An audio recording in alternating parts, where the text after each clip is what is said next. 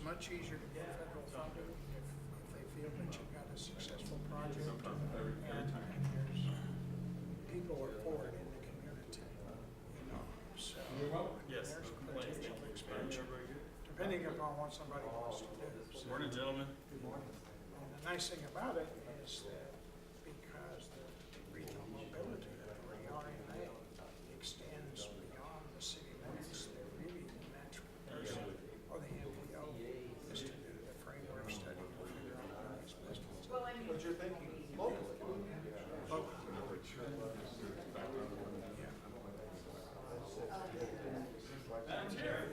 It is, and because it's a heavy lift, it's not going to happen overnight. On the other hand, even if it's wasn't a heavy lift, it takes time anyway. So I think it's worth it. This was designed with that in mind. It was designed Easy to to expand it. Didn't have to rework anything. The only downside of it is that if we were just to go across the river, that's no big problem. The maintenance facility. Good morning. How are you? Nice to see you again. Everyone doing well? Probably we had to put the facility, Conversations now and then. the maintenance facilities. There's no real area to store. There's too much activity. Awesome. For fun, I hope. Yes. Awesome. That's the way to do it. That's the way to do it. Nice to see you. Yeah, those cars are light enough, and what some natural will do, will just take a regular vehicle, pick it, all the time with the bus. yeah, and just have a towing vehicle, put a straight on it. The cars are actually designed, especially like rail vehicles, are designed that they could just bring one car and tow the other. But normally, in a streetcar, they don't do that. They just use the same towing vehicle. It's got a different, it's got brackets which they provided. The only thing that the tow truck driver has to understand is Yeah, I can see that. follow the tracks. Part of the free all day Saturday and Sunday. Saturday and Sunday.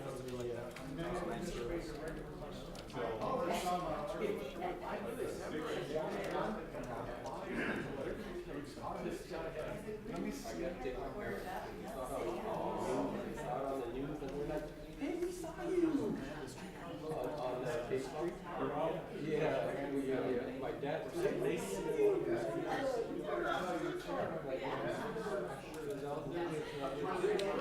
Oh no, they did. You know, my mom's sisters when they came down in June, so my mom's I showed them the streetcar route. They're like, oh yeah, we say they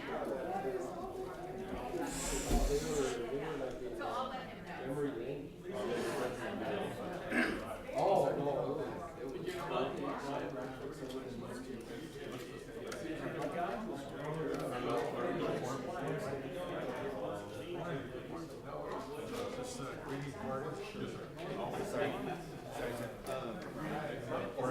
We haven't decided yet. So you don't need us to load like anything from the inbox or anything? Morning. No, I'm good. We got them ready to roll, I think. Because there's a flash drive on our desk. I don't know if that was yours. Or... You know, I left one here in the past. I don't Purple? know if that's... I'll hold it. I'll hold it for you. All right, And cool. maybe it's yours. So. Yeah, Okay. right on. Thanks. We got your invoice. Go ahead, this is one of the, basic, but what I would suggest is, I know it's not big.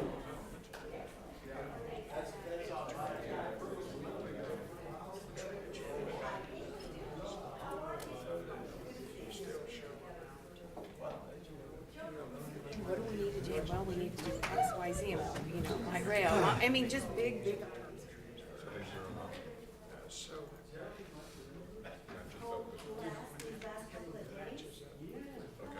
No, we can do that. That should be. I was gonna send a letter to Dave, Dave do it, but now I think, I don't know. They've been those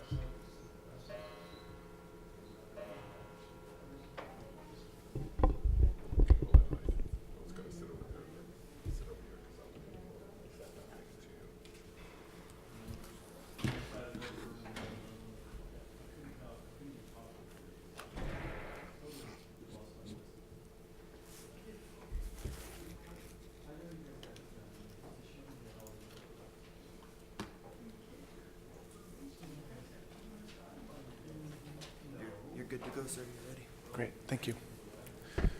We're ready. Well, yeah, good point. Good question, actually. Are we ready? Yes, ma'am. Okay, so we'll call to order the Camino Real Regional Mobility Authority Board on November 14th, 2018, and it is 9 o'clock. Mr. Thomas, any public comment? No, ma'am, none received. Okay, so we'll go to item number 2, adoption of minutes for the RMA board meeting of October 12th, 2018. Motion to approve? Second? It's been moved and seconded. All in favor? Aye. Any opposed? Okay, item 2 is approved. Item number 3, presentation, discussion, and action on the following items related to the RMA's recent procurement for the Wind Road project.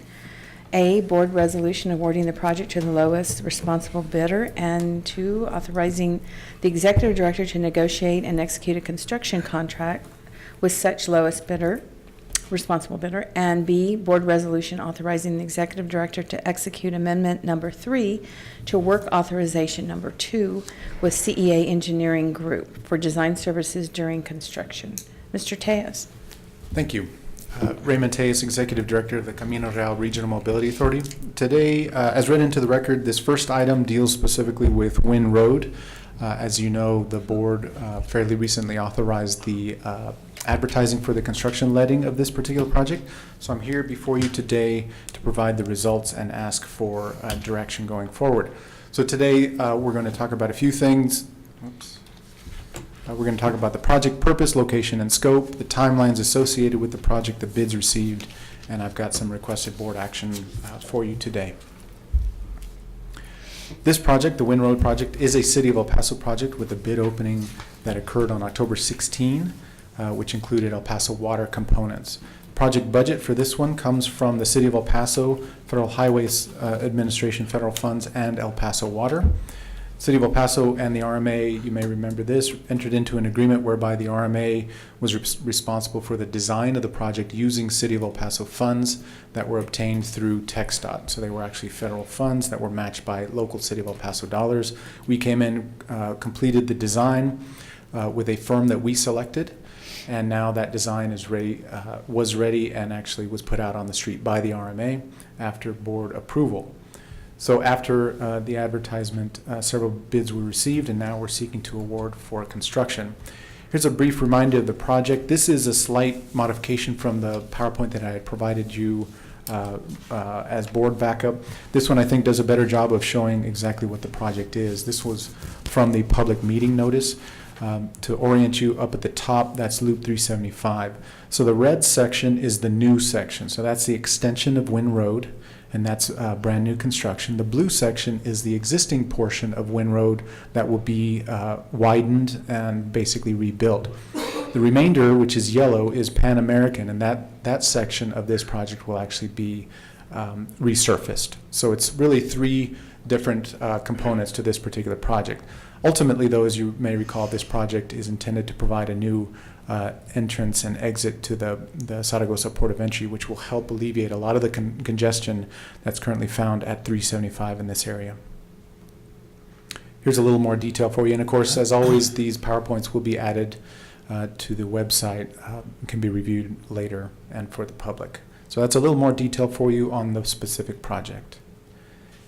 This is what we're doing with these roadways. It's 4-lane divided roadway with depressed median, sanitary sewer, water, concrete pavement, and curb. All those things that you normally see with a project that's developed by the RMA. Safety, lighting, signing, striping, and the like. The role of the city on this particular project is to provide access to the design funding as well as the local match for the construction activities on this particular project. As a side note, you may remember we have a local project advance funding agreement with TxDOT, and that's what provides us the majority of the construction funds. The local match for that construction activity comes from the City of El Paso. And you'll note that there's only 2 items on this particular agenda. I'll be back to you hopefully in December with a final interlocal agreement between the RMA and the City of El Paso, whereby we access the local match from the city. We'll also be back with a work authorization with Atkins, as well as another interlocal agreement with El Paso Water, which will provide El Paso Water's funding for their activities. The other role of the city is to provide owner decisions and guidance for project issues that need resolution and/or input, as they will be the ultimate owner for this particular project.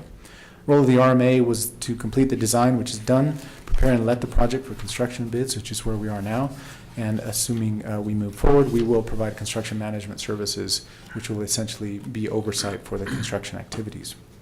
Here's a timeline. Back in August, the board approved the project to be advertised for bid. September, it was advertised, and October, the bids were open. So today, we're looking for an award.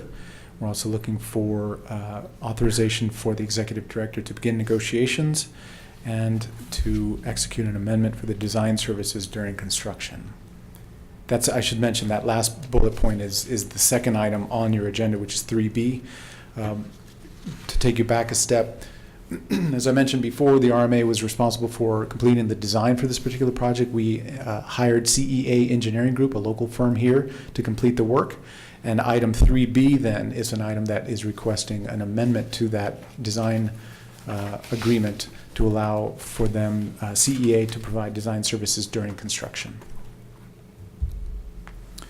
Construction timeline, we're looking at possible start in January, standard work week, 401 days to complete, weather days credited, and possible completion in summer of 2020. These are, I should have noted, subject to change, of course.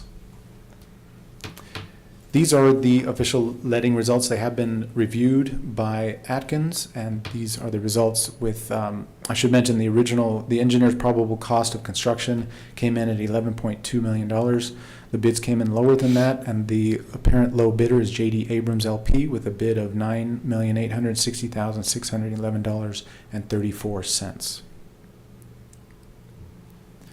So with that, we've got 3 bullet points here in terms of requested board action. The first 2 bullet points tie back to item 3A, which is the board resolution seeking to award to J.D. Abrams LP as the lowest responsible bidder for the Wynn Road project. Also, that second bullet point is under 3A, which is to authorize the executive director to negotiate and execute a construction contract with J.D. Abrams LP. Item 3B then is that third bullet point there, which is seeking authorization for the executive director to execute amendment number 3 to work authorization number 2 with CEA Engineering Group, Inc. for design services during construction. So subject to your questions, I would recommend approval of these items. Any questions? Mr. Smith? This partnership with the city of El Paso on this project, do we have anything that's still out there that we're partnered with the city on that's active? Most of the stuff we're doing right now is partnered with the county, correct? That's For all the right. stuff out in the east. That's right. So Yeah. the vehicle registration fee program is with the county. This may, I think this is it. So other than obviously the streetcar and right. Wynn Road, I believe that might be it. But let me look into that and get you a concrete answer. I was just curious, because there have been changes in city leadership since we've done something with them, correct? Of this nature? Wynn Road actually came in with this administration. Oh, okay. Yeah, All so right. it's one of the newer ones. But streetcar certainly predated this Yeah. current administration, yes, sir. And if we, other than the streetcar, what was the last big project we did with them like this, to this level?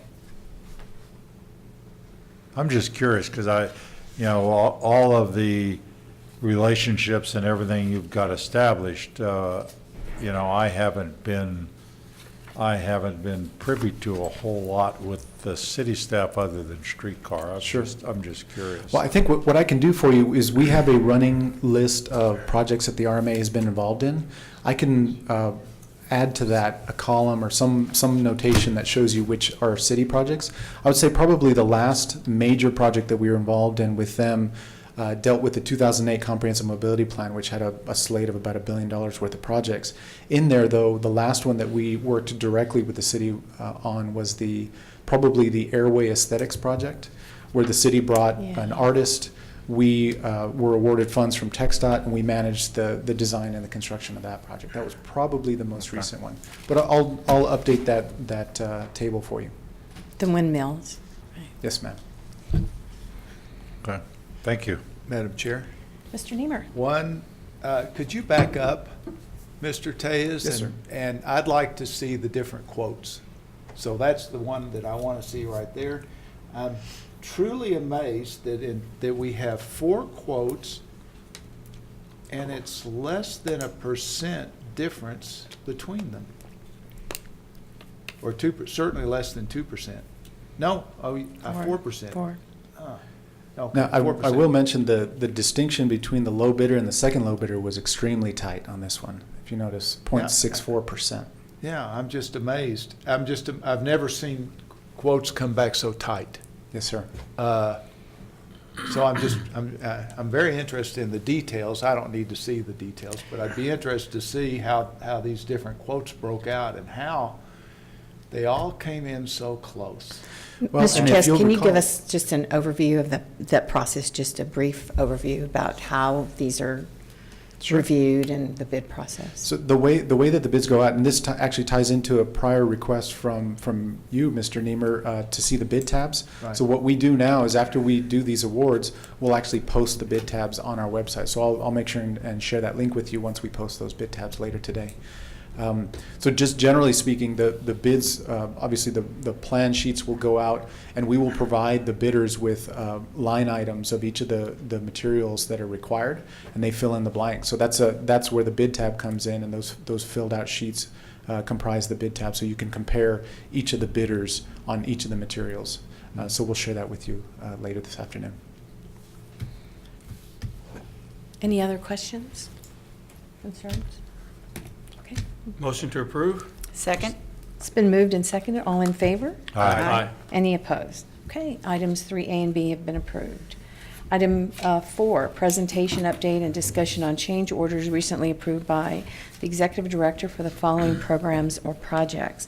A, 2013 El Paso County Comprehensive Mobility Plan, and B, El Paso Streetcar Project.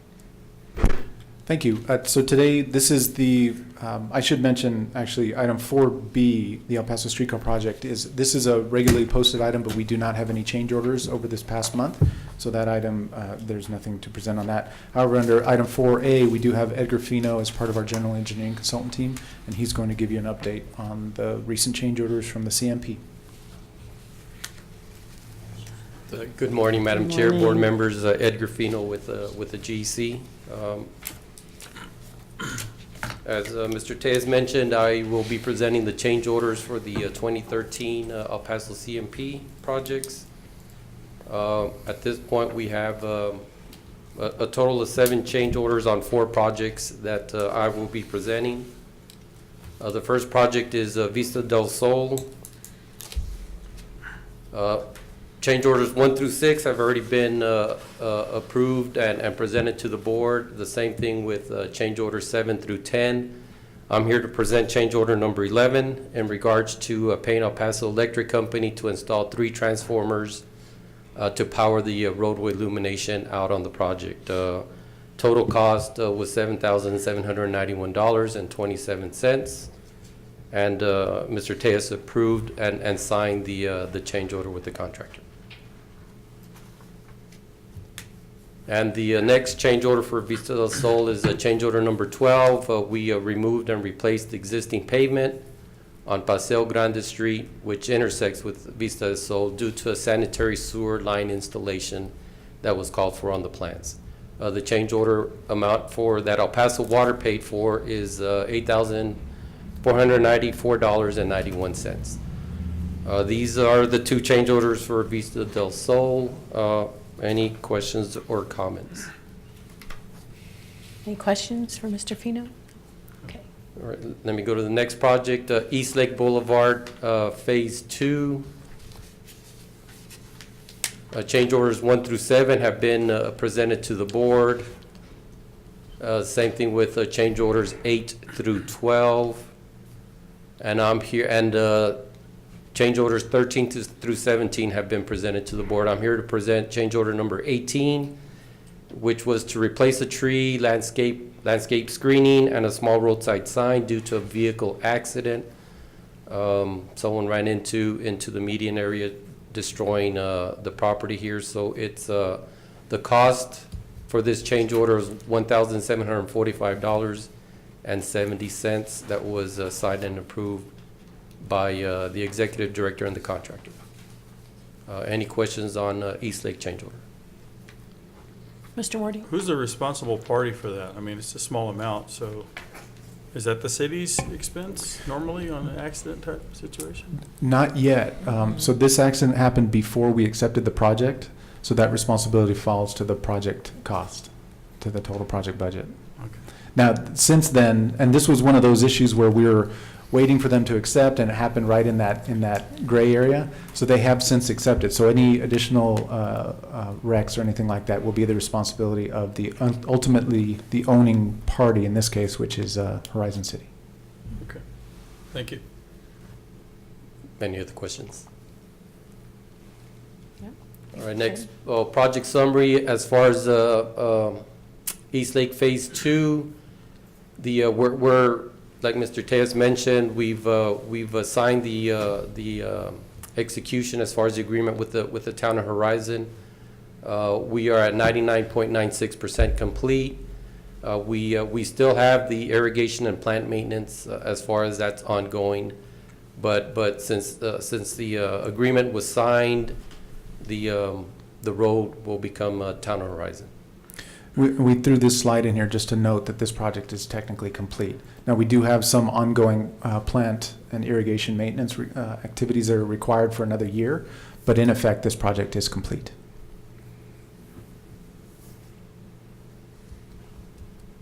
Any further questions? All right, next project is Rojas Drive. Change orders 1, 2, and 3 have been presented to the board. The same thing with change order 5. I'm here to present change order number 5, idle equipment due to Time Warner, existing fiber conflicts. The cost for this change order was $90,646.81. And if I could chime in on this one, this was a large one, and I realized this morning as I was preparing for the board meeting that I had not sent you the notice that's required. So I apologize for that. I started the email, and I will get that to you right after this board meeting. This one was sent to me on, I want to say it was Thursday of last week, but in effect, this is something that had been around for quite some time. There was a conflict with Time Warner Cable. They had, and correct me if I'm wrong, Edgar, but they had an aerial line that was in the way, and they delayed, and we couldn't get them to move, so we had to, there was actually equipment from the contractor that was standing idle waiting for them to move their line. Eventually, they moved it, and I believe they went underground. Do I have that? Did I have it backwards then? Okay. It's the other way So they around. were underground originally, and then they went aerially after this fix. So we worked with the contractor on this to arrive at that amount.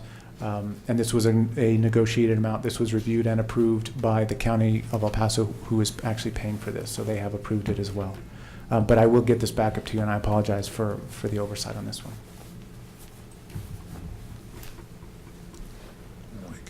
And there's also change order number 6. This is 3 different items that were executed. An existing sanitary sewer line was in conflict with the proposed reinforced concrete pipe and an inlet. An existing water line was in conflict with another proposed reinforced concrete pipe. And then the third item on here is on the west end of the project, the final payment was changed from concrete to hot mix.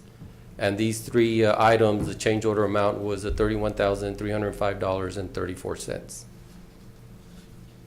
Any questions on the 2 Rojas change orders? Mr. Wardy? You know, normally you see a change from hot mix to concrete. This Rojas has heavy traffic. Can you just, basically, I know maybe I'm picking at it a little bit. Why would we be changing from concrete to hot mix? Oh, very good question. Right, the limits that were changed from concrete to hot mix were outside the county. They were in the city limits. And the county was in the process of getting the city to pay for their concrete portion, but that never materialized. So since this is coming out of county funds, the county's like, no, we're going to remove the concrete, but we will install hot mix on this project. So what's missing from this is the cost reduction for the concrete and the additional cost for the hot mix. That will be coming on our cleanup change order as far as those quantity adjustments. So we're gonna be reducing the concrete and increasing the hot mix based on this work. That was my next question, but thank you. Do we have a comment? Or- Good morning, Sal Alonso, Public Works. Just to concur with what Edgar was saying, we had been working with the city of El Paso on that little portion, because the limits there at the tie-in between the city limits and the county is not a perfect cutoff. It's almost like an askew. So we were working with Mr. Omar Moreno. It's no longer there, but we were working with him from the start of the project to see if the city could come up with the funds to help us justify the additional cost. But towards the end of the project, it was we were notified that they didn't have the funds. So again, we didn't want to leave it just at an angle. So we ended up squaring off our portion of concrete. There was a section of it that was poured in concrete within the city limits, but the actual transition from our roadway to the city limits is now HVAC. Okay.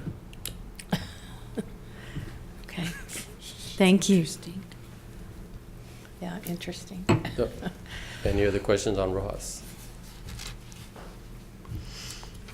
All right, we'll go to Old Waco Tanks Road. Change orders 1 through 7 have been presented to the board. Change orders 8, 9, and 10, and also 13 and 14 have been presented to the board. Change order number 11 is what I'm presenting to the board as far as adding extra roadway signs for a total cost of $31,560.66. And then the second change order is number 12 is the roadway name change to Nuevo Waco Tanks Boulevard. That cost was $10,509.74. Any questions in regards to these two change orders?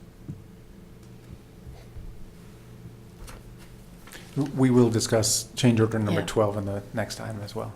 Right. That concludes my change order presentation. Any other questions? Any questions for Mr. Fino? Okay. Right, thank you.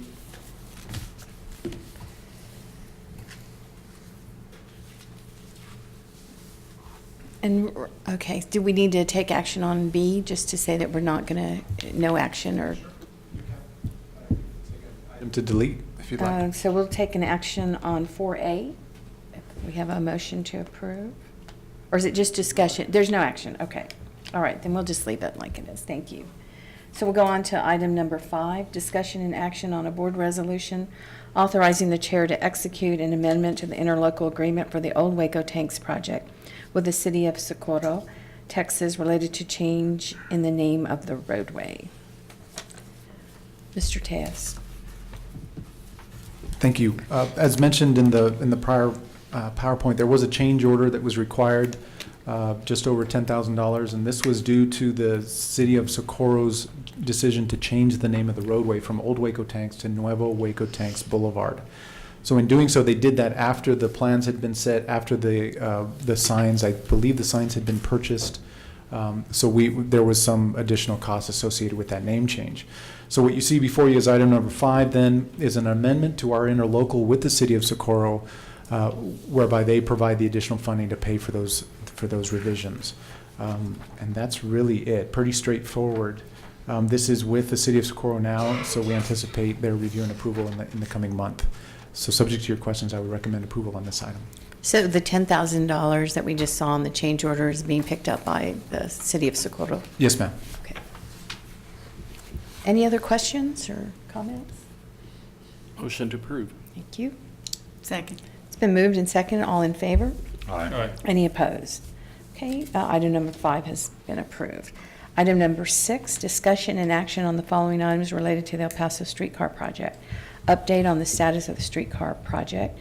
A, And then B is Board Resolution authorizing the Executive Director to execute a second supplement to the Third Amendment of an assigned agreement for professional services with the URS Corporation. Mr. Tess. Yes, ma'am, thank you. I have one more PowerPoint for you, and that should wrap it up for us today. I thought this might be a good time to bring another summary on this particular project because we've had some pretty major milestones reached recently on the streetcar project. So I'm going to walk through a couple of things with you. I'll go through the general project timeline, the infrastructure update, the vehicle update, and the financial update. And then we'll see some things are coming next month likely. So these are very general points, right? So you know there's a lot of detail that backfills these highlights, but these are really intended to be just that, some highlights. So in 2014, you'll recall that the RMA executed an assignment agreement with the city of El Paso. That's where the city had previously, in 2012, hired URS Corporation to complete the design work necessary for the project. That includes the infrastructure activities as well as the redesign, or the rehabilitation of the existing PCCs. In 2014, we entered into an agreement with the city whereby they assigned that relationship with URS over to the RMA. At that same time, in the same year, TxDOT provided $97 million to us for construction activities. We signed a local project advance funding agreement for that. So that was 2014, a big step forward. By 2015, then, we had completed 2 procurements. We entered into agreements with Paso del Norte Track Works, which is the joint venture that's responsible for construction of the infrastructure. And we also entered into an agreement with Brookville Equipment Corporation.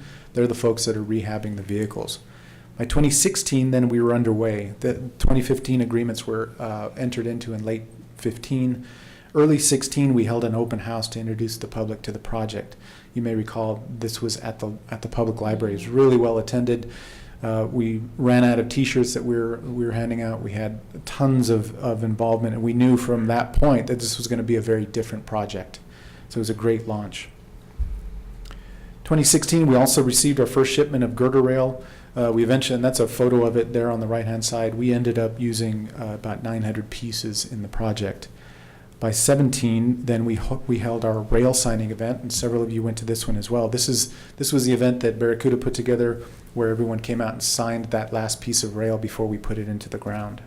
And here's a couple of photos on that event and the invitation there on the left. You'll notice the photo in the middle, I think, was the most interesting one for me. That was the UTEP basketball team. They heard about the event and they brought their team members down to sign the rail. That was a neat event that Barracuda pulled together. So by March of 2018, the first PCC, number 1506, arrived in El Paso, marking the first time a PCC had been on rail in El Paso in more than 40 years. In that same month, the city publicized the arrival of that PCC through a public event and an exclusive preview event. And this was what the city handed out for that particular event. In April then, the maintenance and storage facility was completed and was accepted by the city of El Paso. That same month, we had 1512, which was the second PCC arrived in El Paso. In June of 2018, the city held an unveiling event to introduce the public to PCC 1506. And this was the invitation for that second city event. In July and September and October, the next 3 vehicles came in, number 1504, 1514, and 1515. You recall 1515 is the orange one. That's the one that's just come into town in October. And then just last Friday, the city held a launch event to celebrate the certification of the system by TxDOT. That's the huge milestone. That's where, as you recall, there's a state safety officer, which is housed in TxDOT. The delegation of the federal oversight falls to TxDOT through their SSO program, and the SSO provided certification to the city last week. So the city held that launch event to celebrate that event, to celebrate that milestone, and the event ended with rides for attendees and really commenced service for the public that evening. So Friday evening, you may recall, or you may have seen some of the photos. There were lines all night long. It was great. So that means now that starting this past Friday night, Sun Metro Streetcar Revenue Service is now underway. Here's some highlights. So there's 27 stops that we installed. The fares, Sun Metro has identified as 150, and that's integrated into their entire system. So if you get on a fixed route, you're going to pay 150. If you get on a streetcar, you're going to pay 150. You can also transfer from streetcar to fixed route and vice versa. These are the weekday hours, 7 a.m. to 7 p.m., Monday through Thursday. On Fridays, they're open 7 a.m. to 1 a.m. On Saturdays, they're open 9 a.m. to 1 a.m. And then on Sundays, they're open 9 a.m. to 5 p.m. That's also the holiday schedule as well. For more info, and so I pulled this directly off of Sun Metro's website. In case that changes, go to sunmetro.net for more information. And this was the launch event invitation that happened last Friday. So that's the project in a nutshell. This is the infrastructure update. As you remember, there's really two components. There's the infrastructure and the vehicle, and then we'll close the discussion on the financial aspects. On the infrastructure side, you may recall there are several interlocal agreements between the city and the RMA for this particular project. There's one in particular that deals with acceptance of project components, and that requires several steps before the RMA can accept anything from Paso del Norte Track Works. And you've seen this before, so I'll breeze through it. The contractor notifies the RMA of completion. The RMA asks the city to concur. Once the city provides written concurrence, the RMA accepts it, and that asset is immediately transferred through the RMA to the city of El Paso. So that's the process. And here's where we are on the infrastructure. The maintenance and storage facility that I mentioned earlier was the first one to be accepted. And so the highlighting, I should mention here, identifies several segments or project components. So the maintenance and storage facility was its own component and was accepted separately. Cincinnati was added to the project, as you know, as a change order and was accepted separately. And then the next three, the overhead contact system, the wayside communication system, and the traction power substations were accepted as one component as well. And then the next three, also another component, the track works, fixtures, and Oregon improvements were then very recently accepted. And then the final item there is Central Business District Phase 4, which was a separate base bid of the original contract, and that was accepted separately. So when you see the yellow versus the white, that means that there is an acceptance letter for the three track works, fixtures, and Oregon improvements, for example. And those with an asterisk, I should mention, have been conditionally accepted. That basically just means there is an open items list for each of those. So for example, on Central Business District Phase 4, there's about 14 very small items that the city flagged as being, for example, chipped concrete and that sort of thing. So the contractor is repairing those. Once those repairs are completed, then this component will be finally accepted, and we will be completely done on the infrastructure side. So we're very, very close. I should mention also, as you know, we had an interlocal agreement with El Paso Water as well, specifically for two components, the water and wastewater, and then the second component is the stormwater. They provided more than $4.5 million for the construction of those facilities, and they have since finally accepted the water and wastewater facilities. The stormwater is under review now. They are completing a report, and that report will identify any open items list that may require the contractor to repair. So we're waiting on that. But the water and wastewater facilities have been accepted, so we're close on stormwater as well. So that's infrastructure. As you can tell, infrastructure is pretty much complete, very, very close. Now to the vehicles. So we had a contract, of course, with Brookville Equipment Corporation, and we have several steps in that process as well. In that process, we have one of the first steps is the delivery of the vehicles. As we've mentioned, 5 of the vehicles have been delivered. After that, they begin certain tests, and then we move to the substantial completion phase.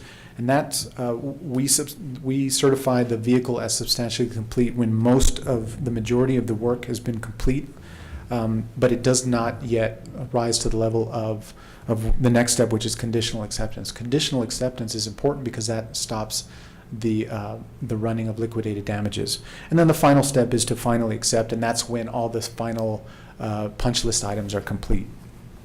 So those are the 4 main steps for this process on the vehicle side. I mentioned 5 have been delivered. And we talked about that second bullet, or the second point there. And the 6th vehicle, the only one outstanding, is scheduled to be delivered to El Paso by mid-December, at which point the testing will begin and we move towards the final acceptance process. Mr. Chess, we're responsible for the testing, correct, before we turn it over to? So there's different types of testing. There's originally when the vehicle first comes into town, it's reassembled by Brookville, and then they do their own manufacturer's tests, and then we do certain tests along with them. So there's different tests, but we do some of them, and we certainly don't allow them to get to substantial completion until we complete those tests. Okay, thank you. Yes, ma'am. So those are the vehicles. So this is the financial update. Very high level, of course, but we can get into any level of detail you'd like. Robert is here to answer any of those questions for you, of course. These are the sources of funds. Total project budget in the end was over $107 million. So where those dollars came from, we've always talked about the TxDOT $97 million. I mentioned earlier El Paso Water provided $4.5 million. That was for the water, wastewater, and stormwater. The city of El Paso asked us to do the Central Business District Phase 4 work, and that was base bid 4. They provided $2.2 million for that. El Paso Water came back later and provided an additional $265,000 for certain stormwater activities that were done in the Central Business District Phase 4 area. And the downtown tax increment reinvestment zone number 5 provided $263,000 as well. That was for certain downtown sidewalk improvements that were not planned for in the city's designs, but the TIRZ felt that they were important, and while we were down there, they asked us to do that work for them. The city of El Paso, through a change order, provided an additional $2.7 million for the completion of the Cincinnati Lights project, as you will recall. And then the city provided an additional $159,000, and that was kind of you may recall, this was one of the other interlocals that we entered into to do certain improvements along Oregon, which included adding bike signage and striping and that sort of thing. So that was an additional $159,000. So when you add all of that up, we had a total project budget of $107,286,165.12. So this shows you where it's going. These are projected through today. So construction activities, we are projecting, the projected here really refers to the executed agreements that we have in place with Paso del Norte Trackworks or Brookville or all of the entities that we've engaged along the way, including Atkins, URS, and the others. So $74.4 million will go to construction. The vehicle contracts have a total amount of $19.2 million. Construction management, that's Atkins, at $4.4 million. Design during construction, which is URS, at $4 million. Procurement activities ran $3.3 million, with project administration at a little over $880,000, with City of El Paso reimbursements running at about $374,000. So this item, City of El Paso reimbursements, it's kind of a catch-all. This is where, for example, we asked the city to do certain things. For example, they at one point they moved the PCCs for us. They had somebody on a contract that we could use, so we will reimburse them for those activities. That's the type of thing that's in that last item there. So when you look at the total projected costs, these are all the contracted costs that we have allocated. We're at $106,894,363.31. That means that there is a remainder of $391,801.81. That figure there. Assuming, so again, these are projected, right? So as the days go on, we will begin closing out agreements with Paso del Norte, with URS, with Atkins. As we begin to close all of those out, these numbers will become tighter. There will be some additional funds that will fall into that remaining amount. But as of right now, we have just shy of $400,000 left over. And what we intend to do with that, we'll come back to you likely beginning in December with what we're referring to as owner-initiated change orders. What we're in effect doing is bringing back, and so let me take a step back. Back when this project was originally designed, it had lots of items in there that when we went to procurement, we pulled out. So we did that as a kind of a safety valve. We pulled out certain items that we didn't absolutely need for the operation of this program. And we felt at the back end, if we had money left over, we could bring them back in. And that's exactly what we're going to be doing here in the coming months. So right now, we've got just shy of $400,000 to play with. We will begin discussions with Sun Metro and the City of El Paso to see what they believe their system needs, whether it's additional parts, whether it's improvements along the roadway, sidewalk improvements, stop improvements, that sort of thing. As long as it's associated with the operation of the streetcar program, it's eligible for us to complete. So that you will see from us starting in December. So that's what I have for you today. And of course, we have Gil Gardner here, who's our construction manager out of Atkins, if you have any specific project questions. But other than that, we have no action for you today. It was really just an update. Any questions, or Madam Chair. Mr. Niemer? Tell me about the wastewater burden that this system put on El Paso Water Utilities. I didn't really understand that. I think, so I believe what you're asking about is this second line here, the base bids 2 and 3. Right. So what we did, and we do this with all of our projects, and you'll in fact even see it on Wynn Road when we come back in December. What we do when we're about to tear up an area, in this particular instance, it was 4.8 miles of roadway that we were going to interrupt. We ask water utilities if they have any planned projects within the project limits. Got it. So Okay. that's what this is. They All said, right. yes, we do. They gave us their plans. We put it out as a base bid. The contractor bid on it, and this is the amount And that they they reworked provided. some of their wastewaters. Yes, sir. So we don't have to tear up the. Exactly. road That's again. the whole point. We don't want to go in, tear it up, and then they come in 3 months later and do the same thing. Yes, sir. Okay, thank you. Any other questions or comments? I would say that the event on Friday was great. It was, for those of you who were there or not there, hopefully you got on to ride the trolley, but it was a lot of fun bringing on people to ride the trolley for the first time. There was a lot of energy and excitement that day, and I think it's going to be a real catalyst for development along that roadway. So it was great. So thanks to everybody who worked on the project. Yes, ma'am. I got Mr. one Smith? question on the plans to spend the remainder in the process. Are we doing anything more than writing the checks for what they want to do for that? Is there? Yes, sir. Is So- the involvement any greater than that? Well, so we'll work that out with Sun Metro. If, for example, they have an existing vendor that it makes sense for them to go through, we may amend our interlocal to provide funding, project funding to them to allow them to complete that activity.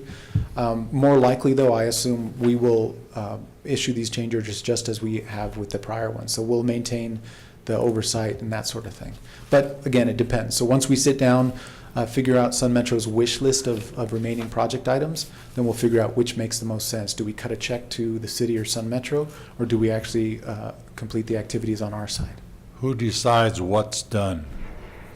Us in a room, whichever is more efficient. So insert, like, for example, that vendor scenario.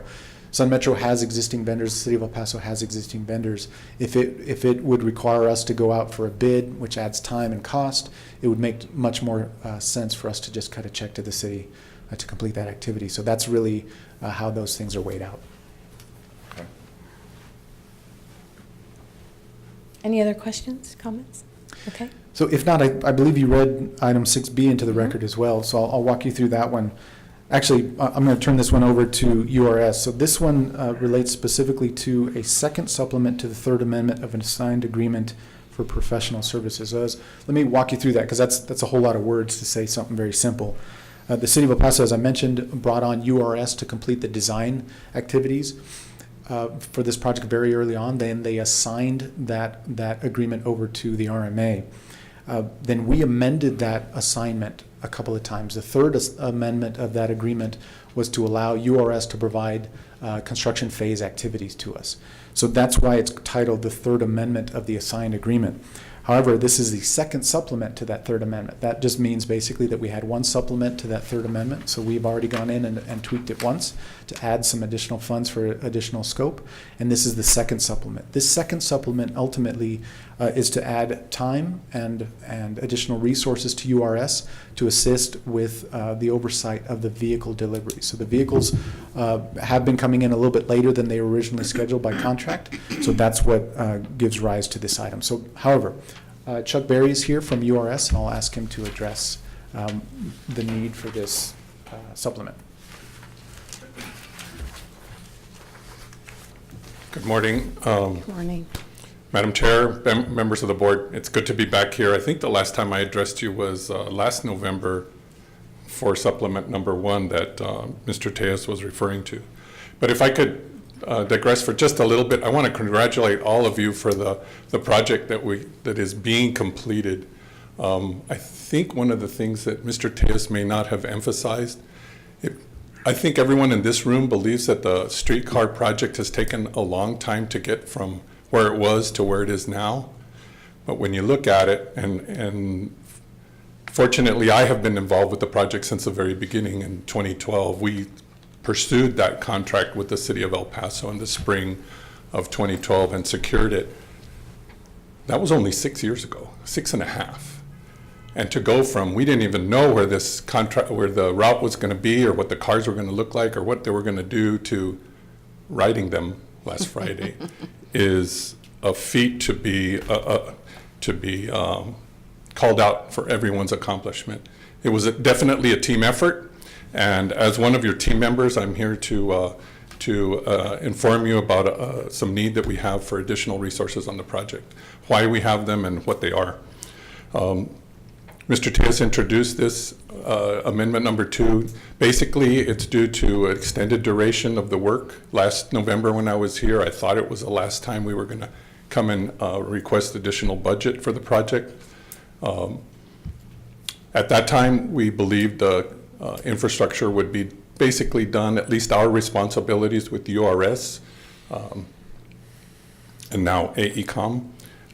Our responsibilities would be completed last December, December of 17 for the infrastructure, and somewhere in the middle of 2018, I think June or so of 2018, for the vehicles, we were anticipating they would all be here and complete. We're pretty close to that, but not exactly. We're running a little bit longer, so definitely duration of the work has been extended and caused us to need additional resources. And then since last November, when we put together amendment number 1, there were additional tasks that were asked to be performed that no one anticipated. There were several of those. We called that the intensity of the work. Our contract with RMA is a rate-based contract. It's on demand. We only invoice for work that we are asked to go out and to perform. And if we don't do the work, we don't have access to that portion of the budget. So we've been in conversations and negotiations with the RMA for a while now in trying to close that out, identify exactly what it is so that a maximum amount of balance can be available for the RMA to pursue those other needs for the project. And we've come up with a total number of $203,966.27. And that amount, portion of it goes for the URS work, and a portion goes to our major sub LTK, who's been the primary consultant behind the vehicle delivery. I think I've summarized what our need is and what our request is. I'm available for questions. We've talked through this with your staff and with the GEC and to come to these numbers. Questions for Mr. Berry? Madam Chair. Mr. Niemer? Well, I have a question. I'm trying to reconcile this with the presentation that we just saw as far as the source and use of funds. Right now, we have 400,000 unallocated, but what you're talking about is within the allocation, or this is against the 400,000? So this is outside, and I probably should have touched on this. The vehicles, as I mentioned, are each late, and each of them incur liquidated damages per vehicle. So we have liquidated damages that are accruing on a day, well, actually, not anymore, now that 5 have been accepted. However, we've got an amount of liquidated damages that are due to us from Brookville.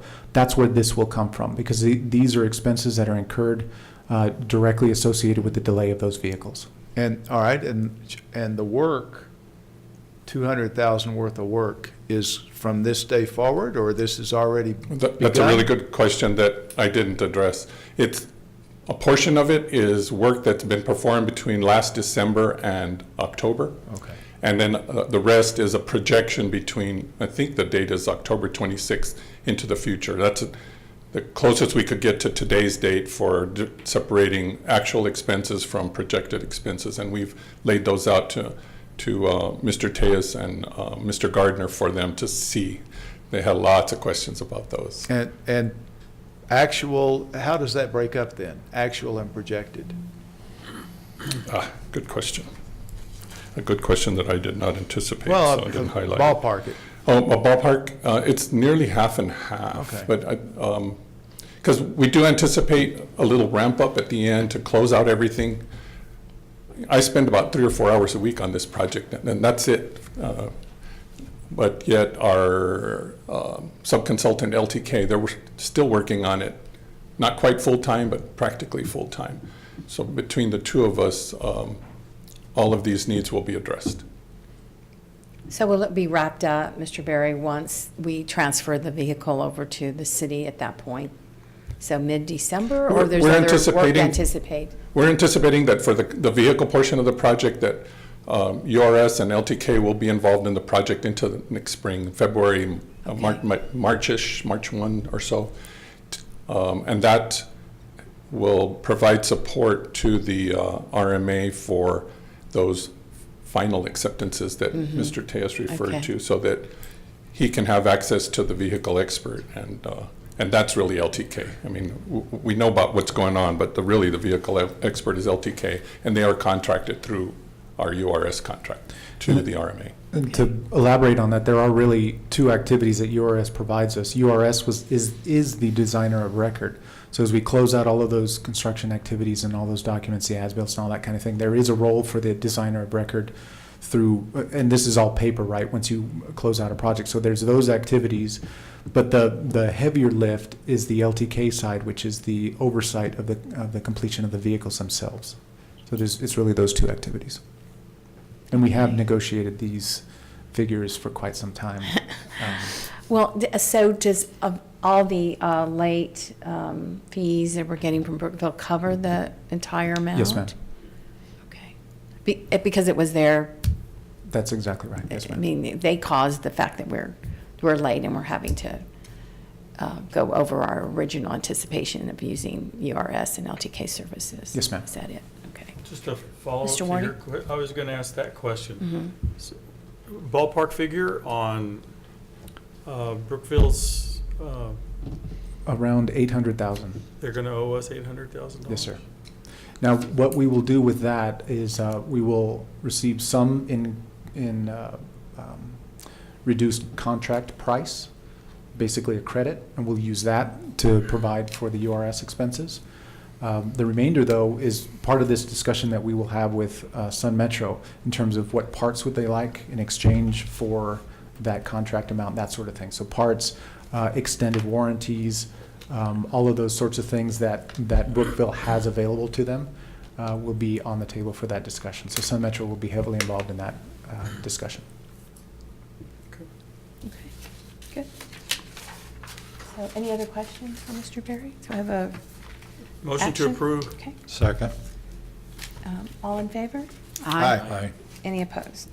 Okay. so Once again, 6-0. congratulations, and thank you very much. Thank you. Thank you. This has Appreciate been your an teamwork. awesome project. Thank you. Thank you. Okay, no other business in front of the RMA, so open it up for a motion to adjourn. So moved? Second. Been moved and seconded, all in favor? Aye. Any opposed? Okay, so we are adjourned, the Camino Real Regional Mobility Authority on November 14th at 9:54. Thank you, everybody. Happy Thanksgiving.